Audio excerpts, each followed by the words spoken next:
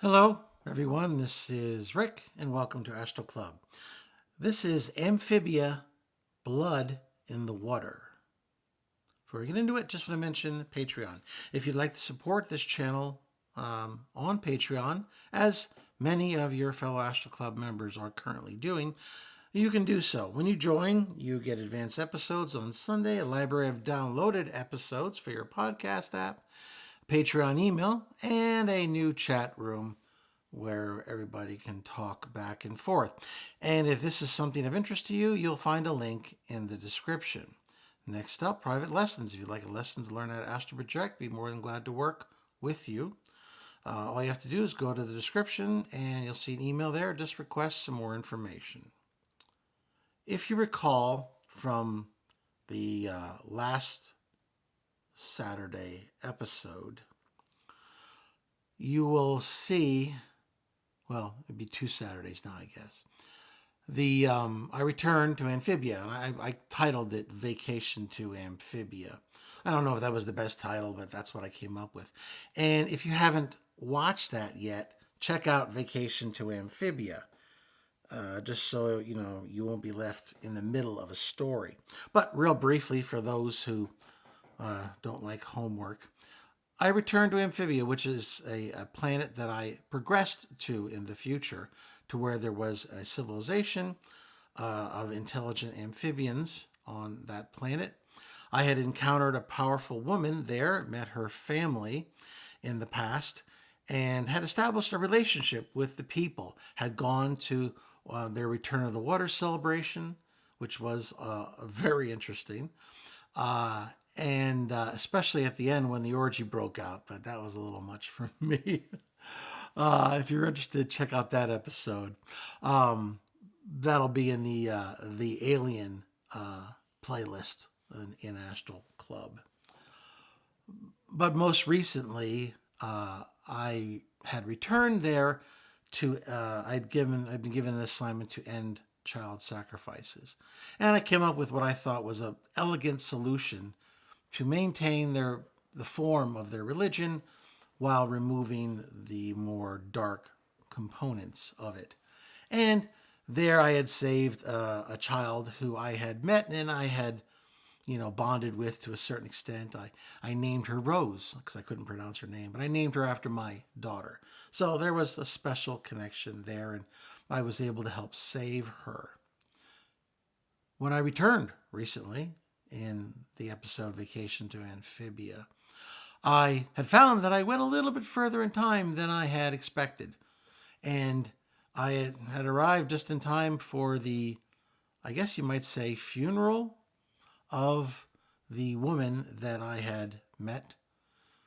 And there I met Rose, who was grown up, and she had now was the mistress of the house and had a family of her own. So it was very interesting, and getting to know her and a little bit, and of course, becoming familiar with what I would consider unusual funeral rites by human standards. But of course, you got to be careful about judging other civilizations, because if you really take a hard look at human civilization, we do some wacky things too. So we're really not in a position to get all judgy typically. At any rate, I kind of stopped because the episode was getting long, and I figured, well, I'll just leave it alone or I'll finish it up with the remaining story. So that's what I decided to do. After the funeral was over, we went back to her her home, which is it's shaped like a couple different connected igloos. I had described it earlier in earlier episodes on Amphibia, and if you're not caught up and you want to get caught up, go to the Space and Alien playlist, and there you'll just look for everything with Amphibia. Although the first one was, I think, something like Journey to a different planet or something. I forget what it was called, but if you check it out, you'll see that was my first trip to Amphibia, and that's when I gave it its name. So I went back there because I was just looking to kind of recover a little bit from the World War III episode. And I liked the amphibians. They certainly treated me well. They treated me like an honored guest. And it was funny because they had other alien visitors before. So, whereas I was certainly an object of curiosity, I didn't destroy their worldview. They were aware that there were other worlds with other peoples on them. But as I said, they treated me exceptionally well, like an honored guest, and I really appreciated that. And I decided to go back and kind of retouch with them. And of course, I found things had changed. But when we got back and Rose kind of had the children, took off their insulated clothes. They have these palm fronds, if you want to use those type of. It's not a palm, but it's something that looks like it. It protects their skin. And they went in and they were going for a swim. And we sat down and I wanted to talk. And of course we're talking. I'm speaking to her, telepathically, and I'm understanding her on that basis. Obviously, I don't speak their language. And unlike Star Trek, everybody doesn't speak American English in space. So that can be a shock for people, I suppose. And I was asking her, I had seen that the priests, it seemed to me they were looking at me strangely. Now, I wasn't sure that I was right because here I am, a human, trying to interpret facial cues from an alien race. That's not easy to do. Heck, there's a lot of people, a lot of men who have trouble understanding women's subtle cues, and they're humans. So imagine trying to do that with an alien race. But I had the feeling, and maybe it was a telepathic feeling, the more I think about it, that they were looking at me and they were none too happy about my presence there. They didn't say anything, they didn't do anything, but I had the feeling that they were not appreciative of my presence. And so I asked Rose about that, and she was a little hesitant to talk about it because I have a feeling in their culture this is a subject that they don't like to talk about because it's unpleasant. Talking about problems amongst people, it's a very sensitive issue. They're very peaceful people, and I think some of their peace comes from the fact that they avoid confrontation. So she was hesitant to share with me, but I subtly pressed her, and she shared that whereas she and many others among the amphibians were grateful for my intercession in their live intelligent being sacrifices to their gods for the returns of the water, that the priests had lost some power, that some of the faith of the people had been lessened because they saw that the sacrifices weren't necessary, that the waters still came even without them. There were people doubting that the gods even existed. This news upset me and shocked me because I had tried to accomplish the mission that I had been assigned through the council in a way that wouldn't dramatically change their culture, but it seemed that I may have done that. Now, you can argue whether that's a positive or a negative change. A belief in these gods has lessened. Many of us might say, well, that's good because they don't exist, they're fake. But once again, we've got a lot of people here on this planet who believe in a lot of different types of gods. Some are very set on one. Others are set on multiple. So are we in a huge position to judge their gods as fake and our gods as real? You see what I'm saying? It's an iffy proposition here. But evidently this society had undergone a change. It was peaceful, at least so far. Keep your fingers crossed. But obviously there was now some conflict in their society over the people's loss of faith. And as I said, that upset me greatly.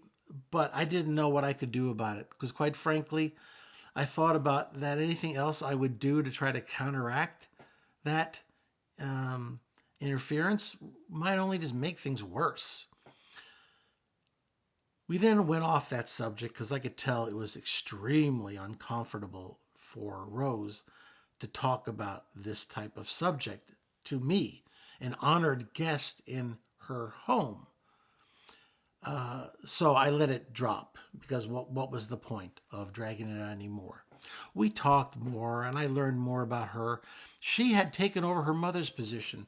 In this society, her mother was a kind of unelected mayor, but it wasn't elections like we know them. It was essentially passed down through their line, their genetic line.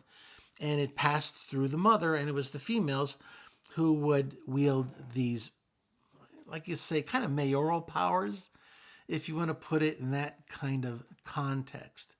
Maybe a village headman, head woman in this case, something along those lines. And since her mother had passed, she had taken on that mantle. And she took her responsibilities very seriously. So we talked about some of those, and then it was time to take a dip and to rest. The next morning, I found that there was a trip to the beach that was in the offing. And I was asked, well, I was requested to come along with them. So I was thinking, great, a day at the beach. That's just what I need after the hell of that World War III dimension. So we walked on up to the beach. It was a number of, I think I estimated a number of miles to get there. It's kind of hard to come up with those kind of measurements. But, it took us a while to get there. I noticed that before we left, she had smeared this ointment all over the children and over herself. She even asked me if I needed the ointment applied. And I told her, no, thanks. My skin doesn't have a problem with your son. So I politely declined. Everybody got dressed then. And then after a bit, we then departed and walked to this beach. Now, when we got there, it wasn't quite what I expected. It wasn't a nice sandy beach. It was a rocky beach. Very large rocks, unevenly placed all over this beach. But it didn't seem to cause any problems to her children. They very nimbly, with their webbed feet, hopped over these rocks like they were acrobats to get into the ocean. But one thing I failed to mention that they took with them, humans might take along, kids might take along a beach bucket and something they could play with the sand, or maybe some swim fins or something like that. But they had with them short spears, and which I thought was very interesting. I asked Rose, are they going spear fishing? And I think my communication, the picture I gave her, confused her, because it was of them spearing, fish that looked like earth. I don't know how else to visualize something. And they don't have fish like that there. So it confused her. But after a while, she understood what I was saying, and she said, "Oh yes, they're going fishing, like you say." I was like, "Oh, okay. I mean, that's unusual for human children to go spear fishing, but okay. I mean, whatever." So we just kind of stood there on the rocks there, and I had to be careful. I had to steady myself. I didn't have balance problems because of my astral body. That's not a problem, but it messed with my mind because all those uneven rocks, I know what problems I would have with my physical body negotiating those things, trying to get to the water. At any rate, we were just kind of talking, idle talk back and forth. Like I said, I was just asking more about the changes to the planet, uh, not the sensitive ones, just like how everything was going, kind of thing, and what she was going to do, and how she felt about her new responsibilities, and everything that they entailed, and just finding out more about her and her family. When my blood curled, because as I saw the children playing in the ocean, I suddenly saw those a huge hump of a worm, a hairy worm, come out of the water. Then I saw another one, and another one, and another one. Keep in mind, these creatures inhabit their waters, and I had seen them the first time I saw those worms.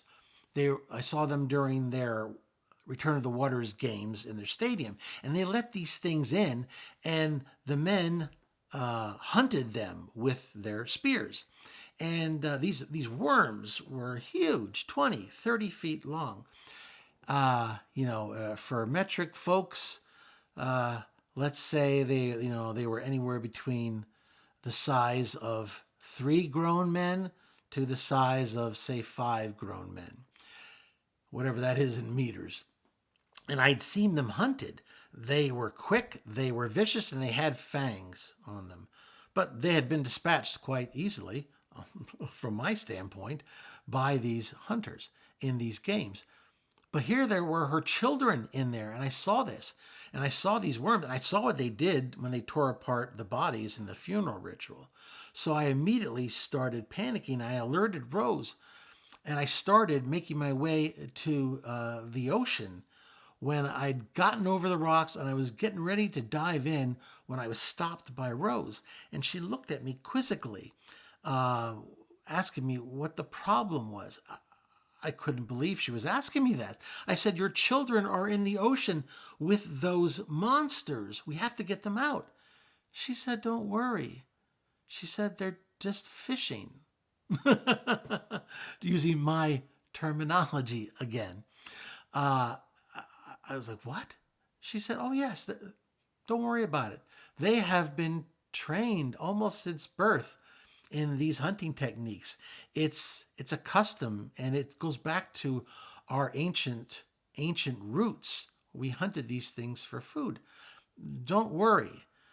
They are the worms are powerful, and they have fangs, but we," and she was very proud about this, talking about her people and her children at the same time with that we are every bit as maneuverable, and we are smart. And as I watched, I saw blood spreading in the water, but it wasn't the blood of her children. It was the blood of these worms. And I just watched as these things tried to grab her kids, and every time I thought there was going to be a tragedy, the worm missed, and before you knew it, all there was a bunch of dead worms in the ocean and blood spreading everywhere. The children came out of the water as if they had just had the most fun in their life. They don't laugh like we do, but I could sense the thrills and the fun that they had had. And it just made me feel all the more ridiculous because I had, well, overreacted by their standards. So I was like, wow, that's. She said, "Well, don't your people have hunting rituals like this?" I said, "Well, yeah, I guess we do. I mean, we also go spear fishing. Uh, our spear fishing gear is a little bit different from yours, but sure, yeah, we do. We also do other dangerous things like climb mountains and jump out of airplanes with perfectly good airplanes with parachutes." She didn't understand the last bit. I tried to project to her what I was talking about, but zing, it went right over her head. They don't have a concept of flying, much less a plane, like a machine flying in the air. So it was just, she just kind of said, "Okay, yeah," like their equivalent of, "Okay, whatever, weird alien thing I don't understand." So, after after her children washed off, the blood that was remaining on them in the waters, we decided to walk the beach for a bit longer, and then we returned to her home slash cavern. I said goodbye because I could sense that I was being pulled back. I thanked her for her friendship, for her hospitality, and congratulated her on her family and her new position. She asked me if I would return, and I said, if it's at all possible, and if it's, certainly, if the gods will it. I even said something like that, and she kind of laughed, her version of mirth. And it's a more subtle joke than it sounds in their communication and in their society. Let's just say it was a kind of sarcastic type of joke. And then I felt myself fading, and I was back in my physical body. I must admit I was feeling somewhat refreshed. It wasn't quite what I had thought I was going to experience, but hey, when you go to an alien world, you can't go in there with a lot of pre-expectations because you never know what's going to happen. So that was the conclusion of my vacation to Amphibia. So I hope you found that interesting. If you did, please hit the like button, share it with those of like minds. Subscribe if you haven't already. Hit me with those questions and comments. Before you ask for a lot of details about their world, please, go to the Space and Alien playlist. Make sure you're caught up with the last couple episodes on Amphibia, starting with my initial travel there and through my assignment to deal with the sacrifices, so that you'll get all that extra detail. If you have any other questions after that, I'd be more than glad to address them. I just obviously didn't want to go over the same details again in yet another episode. It's just a drag. Okay, well, this is Rick, and I will see you on the astral plane.